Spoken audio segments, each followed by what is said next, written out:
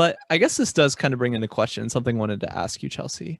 Do you think the NFL should have postponed this game like they did the Steelers and Ravens?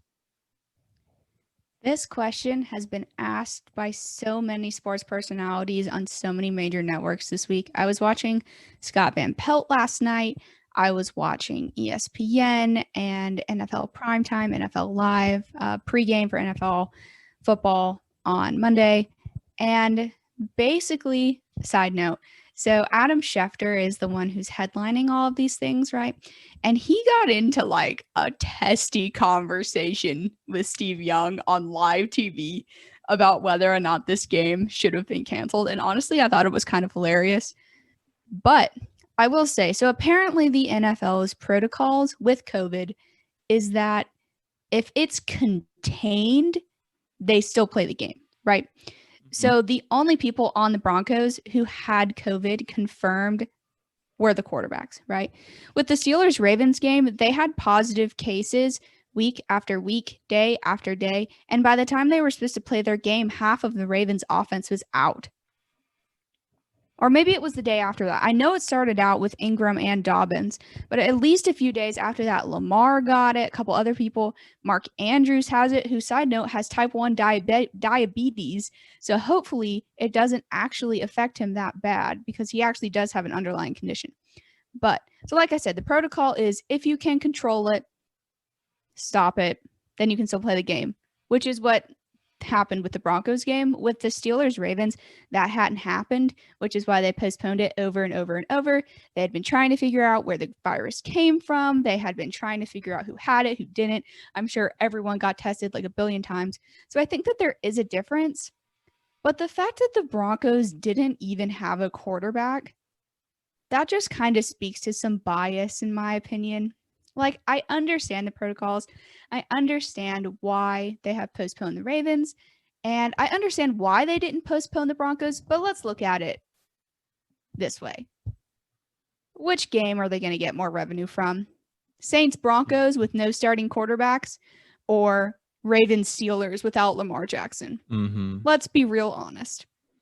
This is not about, oh yeah, we didn't push back the Broncos game because it was contained.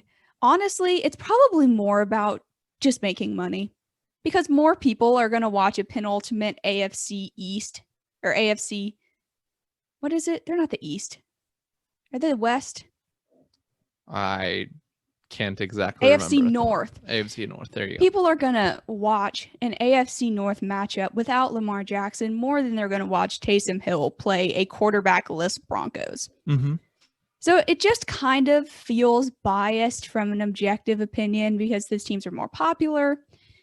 Broncos have had a bad season. They don't really have much to watch on their team anyways. For most viewers, most people don't know who their players are. You go to the other matchup, everyone knows, right? Mm-hmm. They moved the game 3 or 4 times, I think, because it was supposed to be on Thursday. Then they were going to move it to Sunday. Then they were going to move it to Monday. And now it's on Wednesday at 3:40 in the afternoon. Who was going to watch a football game on a Wednesday at 3:40 in the afternoon? Everyone's going to be at work. So like they move this game to 3:40 in the afternoon when everyone's at work, but they don't move a Broncos game in which they have 0 chance of winning. I don't know. Just seems biased to me. Like they didn't even have a chance. How can you win without an actual quarterback? I understand not having a wide receiver or a running back or a tight end. Like that's different. But like a quarterback, no NFL team is going to win a game without a quarterback. And they didn't. They got dismantled as everyone thought that they would, considering their quarterback wasn't even a real quarterback. I don't know. Personally, I think they should have pushed it. And some people were like, well, they're punishing the Broncos because they didn't follow protocols. Well, that's fine, but the rest of the team followed the protocols. It wasn't the whole team that broke them. It was the quarterbacks. So punish the quarterbacks. Don't punish the whole team. I don't know. That's just my opinion. Well, if there's anything I did learn while playing sports in high school was that my coach would always say, you're a family. When one of you messes up, you all get impacted. So and if one person... I understand that, but even still, I see what you're saying. I think what'll be interesting is I understand the NFL, what they're saying here, but my question is, are they gonna hold to this standard? Yeah, we'll Let, see. let's take in February or late January when the Super Bowl happens, right? Let's say it's Patrick Mahomes versus let's just throw out like Tom Brady and the Bucks, right? What if all of Kansas City's quarterbacks go out with COVID, and what if all of Tampa's quarterbacks go out with COVID? What would they do? They're totally still going to play the game and still going to make billions of dollars even though they're out. I mean, now it's the Super Bowl, people are going to watch it, but it's also kind of like, are they going to hold to their same standard as they did with this game? It feels like a double standard, because I think they'd push it. If Patrick Mahomes, who is literally the golden child of the NFL, couldn't play in the Super Bowl, I'd be real surprised if they played the game. Mm-hmm.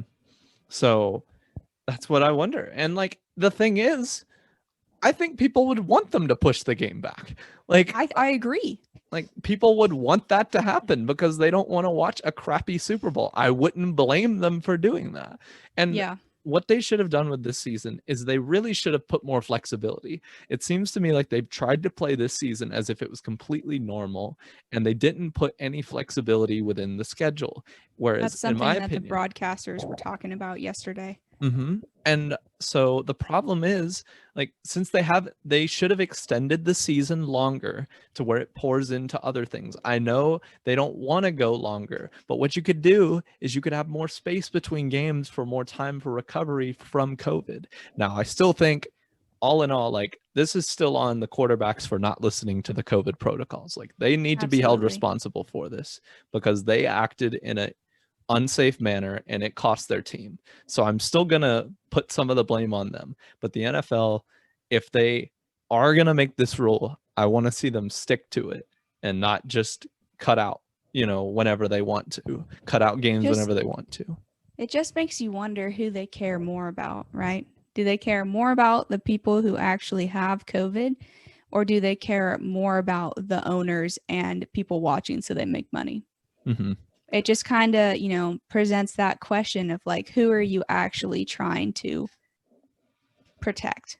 Like, are you trying to protect your players and your teams and the people that play in your league? Or are you just trying to protect owners and keep their pockets lined? Yeah. So I think it presents an interesting conundrum for sure, because, I mean, like you said, the quarterbacks are at fault. It's one protocol. I get not wanting to do it anyways. It's whatever. But the whole team, they just got wrecked. Like, this is going to look bad for their head coach, who like can't even really be blamed because he didn't even have a competent starting quarterback. It's going to get blamed on their defense, who probably stayed on the field way longer because the offense couldn't do anything. Just like has a huge trickle down effect. I don't know. I think that, like, I get it. I get like, you need to be punished if you don't follow it. Fine them. Move the game. Don't make a team play just because 3 people messed up. That's not really fair to everyone else. I mean, the Saints are like, well, this is just an extra bye week for us. So, I mean, and in some ways it kind of, it's sad, but like I said, I like Kendall Hinton. I think he's a good athlete, but there was just, he had no chance of going into this game and really putting up like a winnable game. The NFL didn't give him a chance, and the coaches did their best with what they could, in my opinion. And I don't think he should be held to blame for this game. Yeah, absolutely. I mean, like you said, he had 24 hours.